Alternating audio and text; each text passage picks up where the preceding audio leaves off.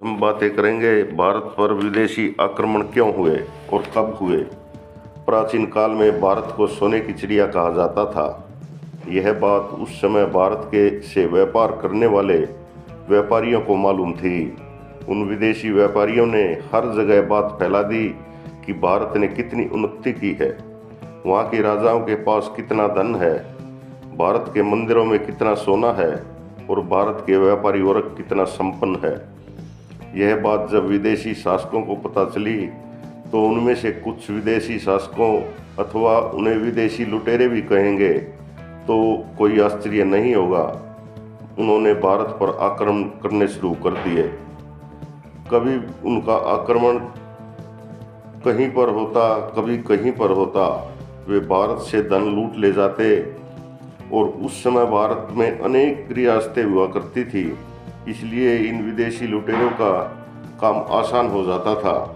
इसी कारण भारत में इन आक्रमणों से अनेक लोग मारे जाते थे और खेत खलियान उजड़ जाते थे, धन धान्य की हानि होती थी।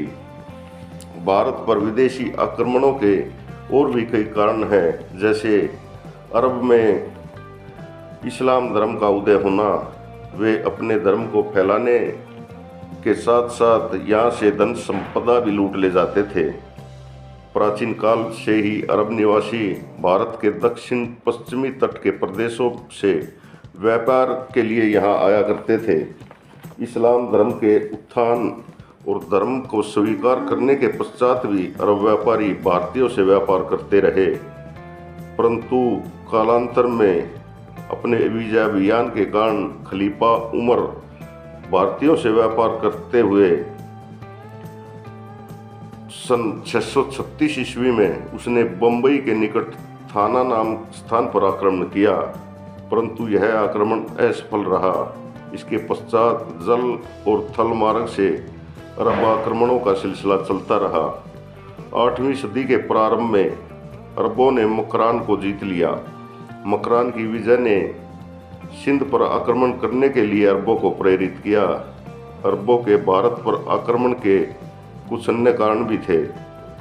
खलीफाओं का उद्देश्य था कि तलवार की शक्ति से इस्लाम का प्रचार किया जाए। भारत में साम्राज्य प्रसार और इस्लाम धर्म के विस्तार की लालसा ही उन्हें भारत में खींच लाई। भारत से आधिकारिक व्यापार में उन्हें आर्थिक लाभ भी कमाना जरूरी था। लंका के राजा खलीफा के पूर्वी प्रांतों से सूबेदार हज्जाज के पास जहाज द्वारा कुछ उपहार और कन्याओं को भेजा था, परंतु रास्ते में सिंध के समुद्र तट के समीप कुछ लुटेरे ने उस जहाज को लूट लिया।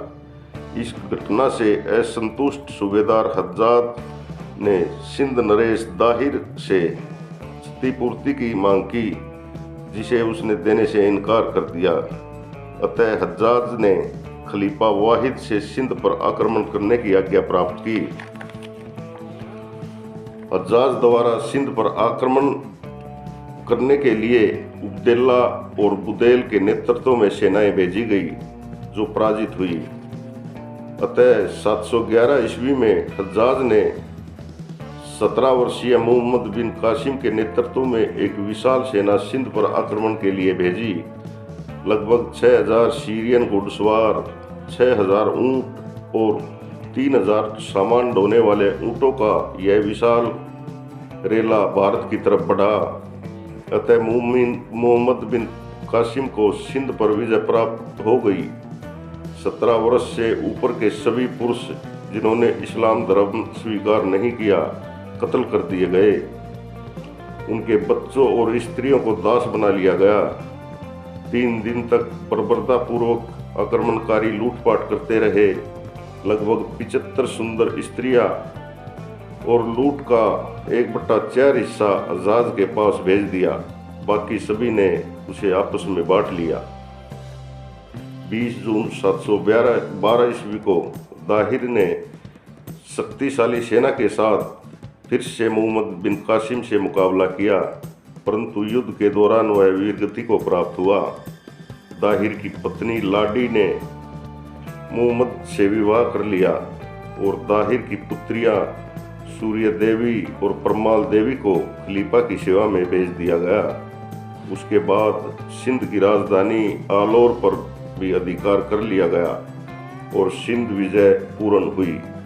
इसके पश्चात अरबों ने मुल्तान पर विजय प्राप्त करके वहां इतना अधिक धन और सोना लूटा कि उन्होंने मुल्तान का नाम सोने का नगर रख दिया।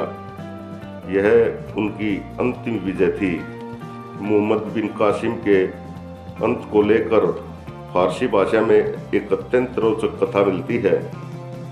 इसके अनुसार दाहिर की पुत्रियां सूर्य देवी और परमाल देवी ने खलीफा के पास पहुंचकर बताया कि यहाँ आने से पहले मोहम्मद बिन कासिम ने उन्हें अपनी हरम में 3 दिन रखकर उनका अस्तित्व नष्ट कर दिया।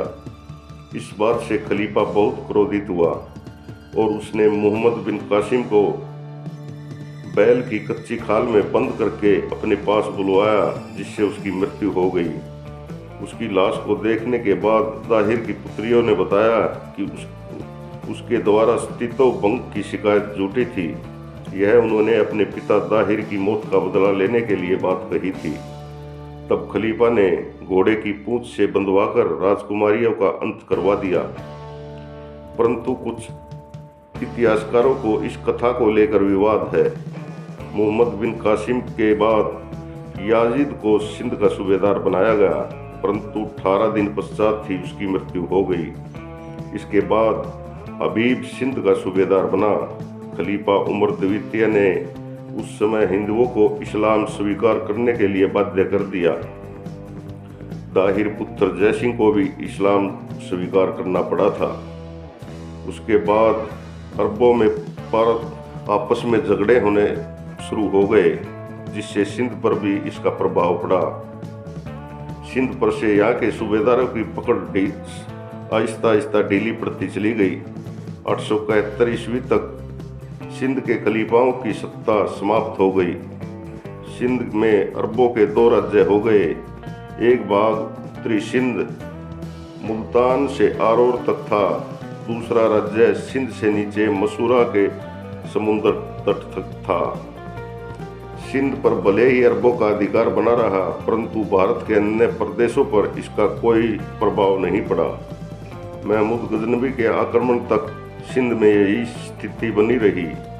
यही नहीं, चालुक्य पुलकेशिन द्वितीय और उज्जरनाग भट्ट ने अरबों को पराजित करने में सफलता प्राप्त की। 9वीं शताब्दी के बिलादुरी में अरबों के भारत के आक्रमण के विषय में जानकारी मिलती है। भारत पर इस अरब आक्रमण का कोई खास प्रभाव नहीं पड़ा, क्योंकि अरब मात्र सिंध पर ही विजय प्राप्त कर सके थे। इस विजय में न तो उन्होंने किसी शक्तिशाली राज्य को हराया और न ही इस विजय से मुसलमानों के लिए भारत में विजय का मार्ग प्रशस्त हुआ। अतः इस संबंध में निष्कर्ष यही निकलता है कि भारत के इतिहास में यह एक साधारण दुर्घटना थी। उसने इस विशाल प्रदेश के सीमावर्ती क्षेत्र के एक छोटे से प्रदेश मात्र को ही प्रभावित किया था। अरब आक्रमण का प्रभाव इस दृष्टि से महत्वपूर्ण था कि भारत इतिहास में प्रथम बार सिंध क्षेत्र में इस्लाम राज्य की स्थापना हुई थी तथा बड़ी संख्या में हिंदुओं को मुसलमान बनने हेतु बाध्य किया गया था। यहाँ तक कि राजकुमार जयसिंह को भी इस्लाम अपनाना पड़ा था। उमैया वंश के खलीफाओं की खिलाफत की वजह से अरब सिंध तक ही सीमित रहे। शेष भारत में चालुक्य, प्रतिहार और राष्ट्रकूट की ओर से उनके कदम नहीं बढ़े। राजपूत राज्य ने युद्ध व आंतरिक समस्याओं से उलझने के कारण इस घटना को उदासीनता से लिया। अतः हम यही कहना चाहते हैं कि भारत में एकता न होने के कारण विदेशियों ने भारत पर आक्रमण किया और इसका फायदा उठाया और आगे चलकर पूरा भारत उनकी गुलामी में आ गया। यह मेरा प्रयास आपको कैसा लगा, लाइक, शेयर और कमेंट करके ज़रूर बताएं और हमारे चैनल को सब्सक्राइब ज़रूर करें। धन्यवाद।